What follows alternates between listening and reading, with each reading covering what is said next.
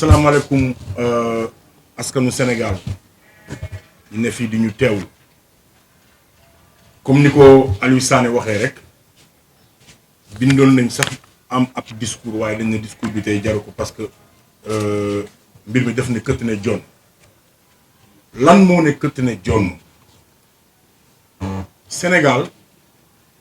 ci fukki at yi ñu weesu xëy na ñeneen dinañ ne ma ci jamonoy 68 la woon ci jamonoy 88 la woon waaye en tout cas fukki at yi ñu génn sénégalais yi fuñ ci munti nekk ci àdduna bi moo xam fii la moo xam ci diaspora bi la dañu boolu manko doon benn dànk xeex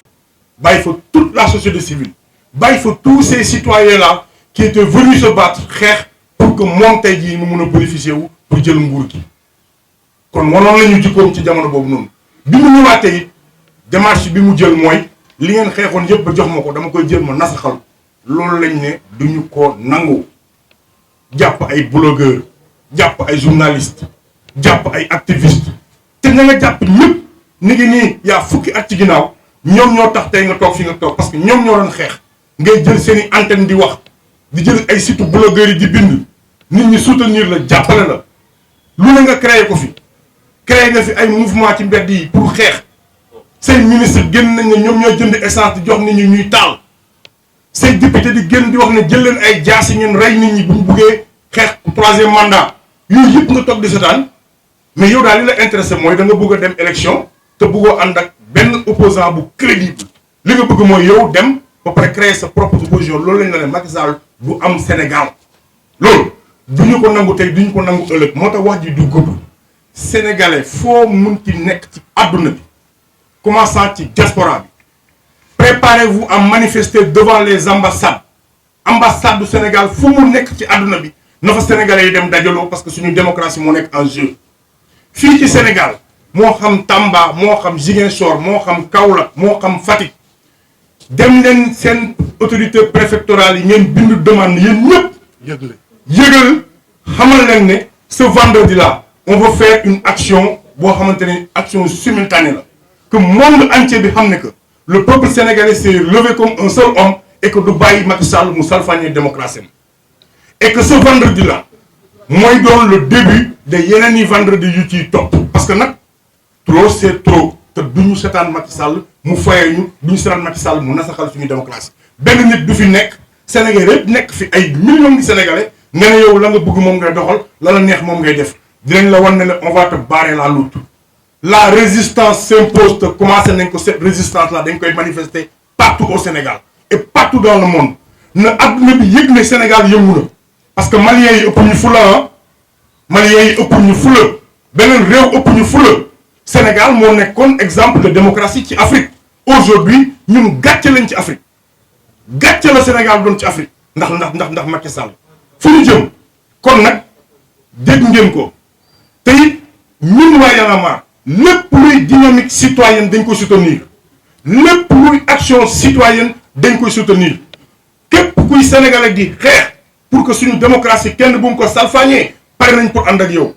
te it ñu ngi woo képp koo xamante ne yow démocratie dong moo la ñor réew mi dong moo la ñor Sénégal dong moo la ñor suñu démocratie jëm ci kanam dong moo la ñor moo xam parti politique la dinañ leen seet yéen ñëpp dinañ dem ci kër ku nekk mettre leen face à vos responsabilités parce que tey jii nii Ousmane Sonko la démb Karim Wade la woon barki démb Khalifa Sall la woon waaye suba yéen la yéen ñi bëgg a jël Sénégal vous les hommes politiques dinañ ñëw seet si leen yéen ñi nekk ci syndicats yi gis ngeen ngeen dundee Sénégal syndicalisme jaru fi dara amu fi benn importance nguuru Sénégal fulaalu leen dinañ ñëw ñu seet si leen yéen ñi yooyu mouvement société civile yëpp dinañ ñëw ñu seet si leen yéen journalistes yi dinañ leen gën a ñaax ngeen gën a continuer seen liggéey parce que xam nañ ne yombut parce que nag suñu àndul def benn dànk def benn bloc pare xeex ak Macky Sall kenn si ñun ñi du am ndam te suñu gàcce la ñun ñëpp te bu nasaxalee suñu démocratie ñun ñëpp ñoo ciy sonn kon nag wax ji waxu na du gudd loolu lañ fi bëggoon a wax loolu la ñu indi woon pour xamal leen ko ne leen ajjuma bi incha allahu rabbi danañ ko def dinañ sol suñu daal nag à partir de tey 19h seeti ji képp kuy kilifa ci dëkk bi te ñu yaakaar ne Sénégal moo la ñor te démocratie moo la ñor nga ñëw ñu ànd ci bés boobee xeex bi keneen koo xamante ne tàmbali nga xeex bi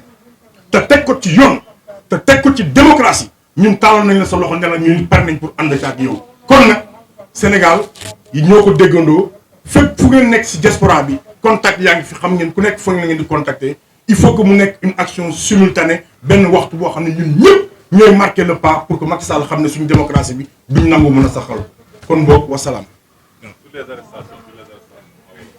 waaw gis nañ ne yow ñu ne affaire de mœurs ñu jàpp ay Guy Marius Sagna affaire de mœurs ñu jàpp Assane Diouf affaire de mœurs ñu jàpp Clédor Sène affaire de mœurs ñu jàpp benn parti politique di leen traqué di leen fekk seen kër yi di leen lijjanti di leen jël di leen téye di génne di yóbbu mais loolu mooy waxee lan ba pare li ci gën a grave dama lay jàpp denc la ci kaso bi ba pare di la defal retour de parquet le temps may seet lu ma la jiiñ loolu fu mu am loolu fan la am nit kay boo koy jàpp loxo ci poste la wala mbir mu ne waaye yow dama lay jël yow Guy Marius nga xamee naa la ci xeex bi yow foog ma denc la kon bugguma nga xeex c'est pour décourager yeneen sénégalais yi bëgg a jóg xeex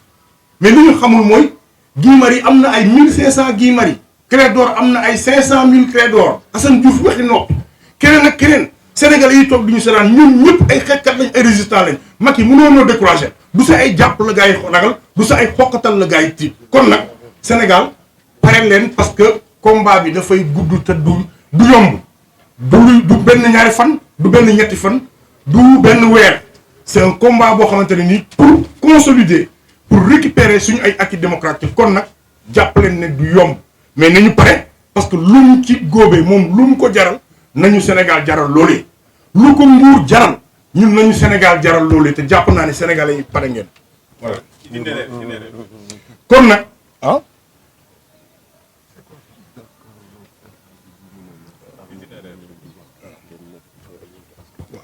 kilifa daf mooy fàttali ne ma message bi nga xamante ne am nañ ko à l'encontre de la police maanaam suñu kàddu bi ñu jëmale ci police bi ñun muy police muy armée ñun suñu armée ñoo ko moom ñun suñu police ñoo ko moom Macky Sall moo utiliser suñu police bu Sénégal soppali réew mi un état policier Ousmane Ngom mi nekkoon le pire ministre de l'intérieur sax jamonoom mosoo woon gis poste boo xam ne police defoon na ko di wax ne dama leen di xoqatal dama leen di tiital dama leen di nangam naa leen dóor naa leen nangam ñu ngi koy soog a gis ci nguur Macky Sall lañ ko gisee kon loolu ñu ngi wax suñu policiers yi di wax suñu armée bi ñu continuer nekk du côté du peuple parce que loolu moom moo tax ñoom ñu prêter serment du nekk à la solde d'un seul homme bu bëgg a satisfaire sa cupidité benn nit nga ñëw di ko toppatoo moom donc bàyyi askanu lëmb loolu message la bu am importance beneen bi mooy place Washington la ñuy jógee jëm place Soweto ku xamul place Washington mooy fa ministère de l'intérieur nekk Soweto mooy buntu assemblée parce que nag comme député yi ñoom amuluñu gën a njëriñ ca biir ñun ñi ñooy député yi ci biti ñu fasal ko jëmmal ko xeex bi incha allah. Nous disons que c'est moi qui ai dit à l'image du peuple malien et je pense que Thiat aussi l'a réitéré et ce à quoi ça renvoie c'est la mobilisation du peuple malien. Point. C'est-à-dire à un moment de l'histoire, le peuple malien a décidé de se mobiliser. Avec beaucoup de détermination, on l'a tous vu. Nous, c'est ça qui nous intéresse. Voilà. Parce qu'on est africains aussi, et on se voit africains, et c'est des frères africains avec qui on a été de tout cœur dans leur lutte, et on pense que on ne doit pas faire moins. Voilà, on peut s'inscrire dans la... On peut s'inspirer de du brave peuple malien, c'est ça. Donc, dispersion. Ce que je peux dire à mon frère de Sénégal 7, c'est que nous estimons que c'est très bien qu'il y ait cette diversité d'initiatives. Mais à un moment, on va se retrouver. Et Thiat l'a dit tout de suite. Il a dit que toute initiative citoyenne qui va dans le sens de se battre pour notre démocratie, notre état de droit et la liberté d'expression, on la soutiendra. Ça, c'est clair. Donc, il n'y a pas de dispersion. Même en 2011, Y en a marre a fait des activités, d'autres ont fait des activités. Mais à un moment, les forces se sont retrouvées. Et c'est là que ça devient encore plus fort. Merci beaucoup.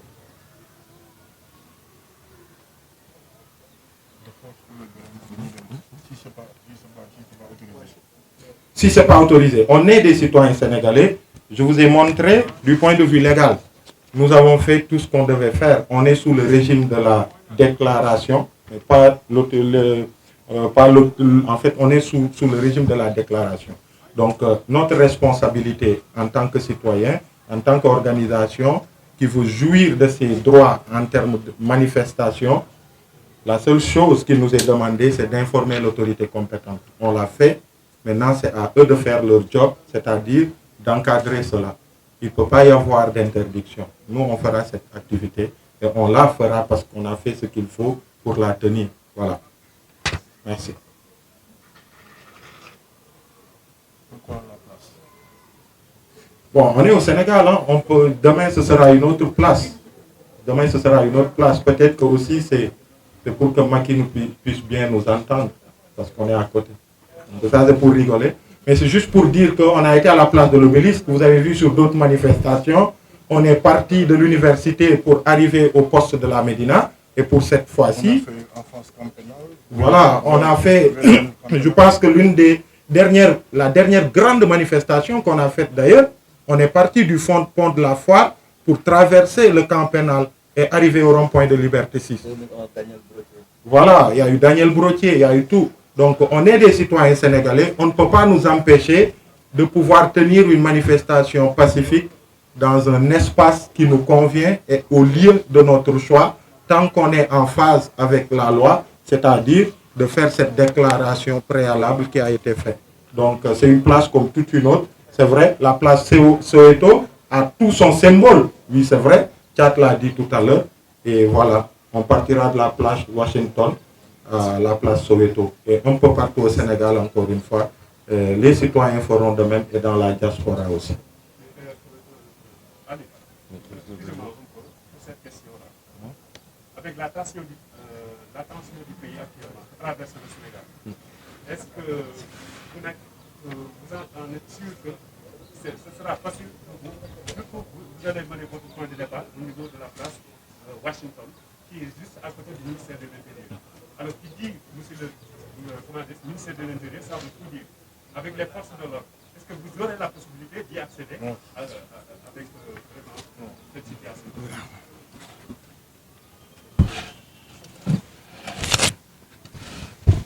Dans un pays normal, une demande de marche, quelle que soit la place, ne devrait pas poser de problème. Dans un pays normal, où est-ce que un citoyen voudrait marcher ne serait pas un problème. Pourquoi c'est un problème pour vous? Pourquoi c'est un problème pour qui? C'est un problème pour qui? Ministère de l'Intérieur, ça nous appartient, c'est notre ministère. On ne voit pas de problème. Donc, jàpp nañ ne dëkk bu sérieux bu ne bépp bërëb bu nekk ca dëkk ba bu dee dëkk bu normal la war mun nekk problème pour Sénégalais yi bëgg a dem pour citoyens yi bëgg a dem manifester. Et puis symbole gu place Soweto wax na la ko foofu mooy assemblée foofu mooy député yi fi ñu ne ñun ñooy député yi nga xamante ne joxuñu mandat faluñu waaye on à chaque fois que bu réew mi soxlaa génn nañ taxaw xeexal leen. Donc pays bu sérieux bu ne soxlawul sax ngay def ay wax yu bëri wala yooyu noonu ay place bërëbal defuñu ko pour ay parce que ministère de l'Intérieur dañ ko def parce que foofu la ñu bëgg a dem loolu la ñu constitution bi may nous sommes des Sénégalais foofu la ñu am envie dem foofu la ñuy dem ñoom moom bërëb boobu la ñu bëgg a dem fa la ñuy dem daje ji léegi nag autorité bi yëgal nañ ko mu nangu mu bañ mu wax mënuma ko mu kiiwuma ko ñu nañu dem kooku moom loolu leer ajjuma moom incha allahu rabbi ñii foofu noonu bi woon nañ Sénégal yëpp. Il y a une question qui demande si on se bat pour la démocratie globalement ou bien on se bat pour la libération de Guy Marius Sagna. Je pense que wax nañ ci du rek Guy il y avait plus de 53 personnes lañ jàppoon aujourd'hui am na ñu bàyyi am na ñu des donc ku xam Guy xam suñu relation ak moom waxuma la loolu mais képp li ñu bokk rek suñu camaraderie bu ñu bokk rek biñ ko fi jàppee la première fois gis ngeen toutes les mobilisations yu sénégalais yi def pour moom. Donc Guy c'est un combattant aujourd'hui il te dira Thiat bu leen nekk di wax ay libéré Guy dem nañ ngeen xeex xam na l'essentiel ñun ñëpp xam nañu l'essentiel fii chaque individu ku ñu fi téye ku nekk xam nga lan mooy l'essentiel. L'essentiel mooy suñu démocratie bi kenn bu mu ko salfaañe du ay affaire de individu mais bien sûr nous exigeons leur libération parce que amul lu ñu leen jàppee en réalité amul lenn lu ñu leen téye